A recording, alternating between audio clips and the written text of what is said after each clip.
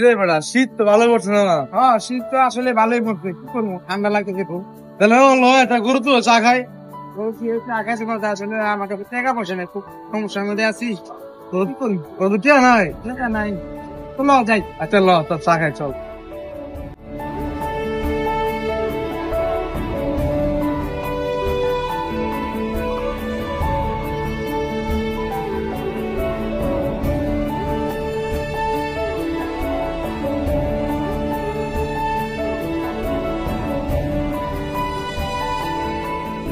চা তো সেই বেড়া।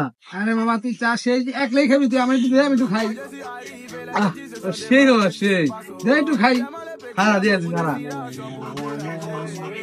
সেই মামা। আরে তুই খাবি? সব খাই লাগে, আমার একটু দে, একটু খাই। খা। কি করি